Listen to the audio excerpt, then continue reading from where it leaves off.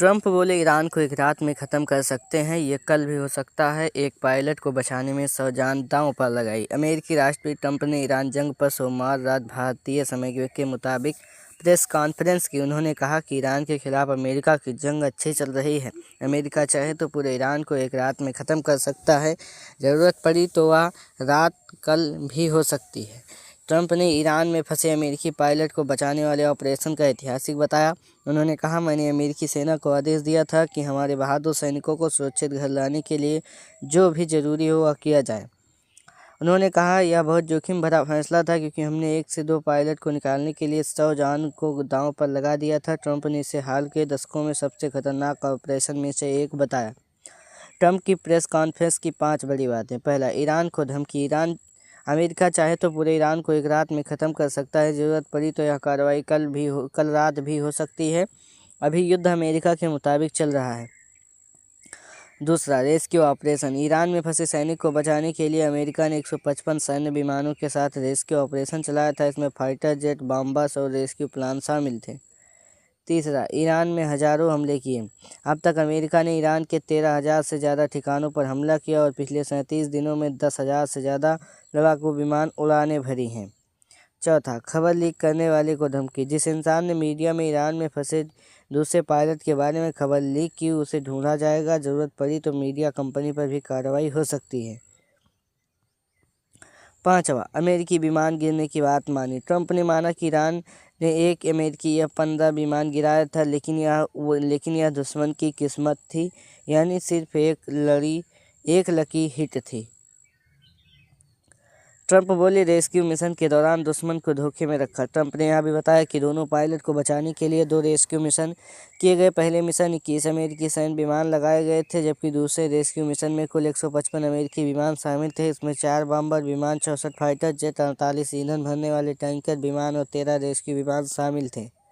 Trump के मुताबिक ये सभी कई घंटों तक ईरान के ऊपर ऑपरेशन करते रहे। कुछ समय तो दिन के उजाले में भी इस मिशन में धोखे की रणनीति डिकॉय का इस्तेमाल किया। कई विमान को अलग अलग रास्तों पर भेजा गया ताकि दुश्मन भ्रमित हो जाए। ट्रंप ने कहा, हमने 7 अलग अलग जगहों पर ऐसा माहौल बनाया जहां उन्हें लगा कि हम अपने सैनिक को ढूंढ रहे हैं। ट्रंप ने पायलट की बहादुरी का भी जिक्र किया। ट्रंप ने एक घायल पायलट की बहादुरी का भी जिक्र किया। उन्होंने कहा, जब F-15 फाइटर जेट गिराया गया तो उसमें मौजूद अधिकारी पैराशूट से नीचे उतरा और गंभीर हालत में खुद को बचाने की कोशिश करता रहा। उन्होंने कहा, वह पहाड़ी इलाके में घायल होने के बावजूद चढ़ाई करता रहा। उसके चेहरे से काफ़ी खून बह रहा था, लेकिन फिर भी उसने हिम्मत नहीं हारी। उसने अपने ट्रेनिंग के अनुसार खतरनाक पहाड़ी इलाकों में ऊपर की ओर चढ़ता गया ताकि दुश्मन से बच सके और पकड़ा न जाए। ट्रंप के मुताबिक घायल अफसर ने खुद ही अपने जख्मों का इलाज किया और अमेरिकी फौज से संपर्क बनाए रखा। बाद में उसे हेलीकॉप्टर के जरिए सुरक्षित निकाल लिया गया। उन्होंने कहा, यह हैरान करने वाली बात है कि पूरे ऑपरेशन में कोई घायल नहीं हुआ। ट्रंप बोले, ऑपरेशन के लिए सभी सहमत नहीं थे। ट्रंप ने कहा कि ईरान में गिराए गए F-15 फाइटर जेट के क्रू को बचाने के ऑपरेशन को लेकर उनके सभी सैन्य सलाहकार एकमत नहीं थे। उन्होंने कहा, हर कोई इसके पक्ष में नहीं था। कुछ बहुत प्रोफेशनल सैन्य अधिकारी ऐसे थे जो इस ऑपरेशन को करने के पक्ष में नहीं थे। ट्रंप के मुताबिक इस मिशन में जान का बड़ा खतरा था, इसी वजह से कुछ सलाहकार इसे सही नहीं मान रहे थे। उन्होंने कहा, सेना के अंदर कुछ लोगों का मानना था कि यह समझदारी भरा फैसला नहीं, सैकड़ों लोगों की जान जा सकती है। हालांकि ट्रंप के मुताबिक रक्षा मंत्री पीट हेगसेथ और जांस चीफ्स के चेयरमैन जनरल डैन केन इस मिशन के समर्थन में थे। ट्रंप ने कहा कि उन्हें इस ऑपरेशन को खतरे के बारे में पूरी जानकारी दी गई थी। उन्होंने बताया, मुझे कहा गया कि यह बहुत खतरनाक मिशन है, मैंने इसे समझा। उन्होंने यह नहीं कहा कि यह बेवकूफ़ी है, बल्कि कहा कि इसमें सैकड़ों लोगों की जान जा सकती है। ट्रंप ने पहली बार अमेरिकी प्लान गिराने की बात मानी। ट्रंप ने कहा, पिछले 37 दिनों में अमेरिकी सेना ने ईरान पर 10,000 से ज़्यादा कॉम्बैट फ्लाइट की है। उनमें से यह भी माना कि पिछले हफ्ते ईरान की एक अमेरिकी F-15 विमान गिराया गया। ट्रंप ने कहा कि इसे पूरे ऑपरेशन के दौरान दुश्मन की पहली बार कोई मानव संचालित विमान गिराया।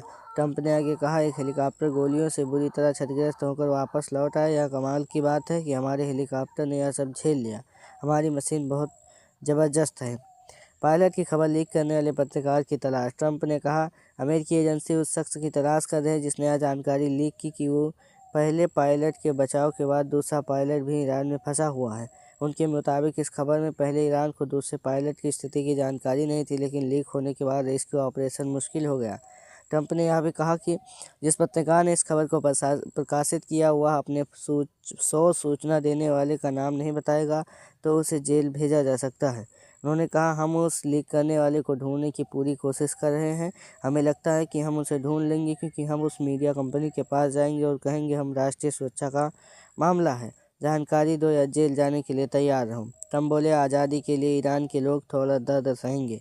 प्रेस कॉन्फ्रेंस के दौरान एक पत्रकार ने ट्रंप के सवाल पर पूछा कि ईरान में ऊर्जा ठिकानों और इंफ्रास्ट्रक्चर पर हमला करना क्या आम नागरिकों को सजा देना नहीं है। इस पर उन्होंने कहा कि अगर ईरान पर हमले से वहां के लोगों को आज़ादी मिलती है तो वो इस दर्द को सहने के लिए तैयार होंगे। ट्रंप ने यह भी दावा किया कि ईरान के लोग चाहते हैं कि अमेरिकी सेना अपनी बमबारी जारी रखे।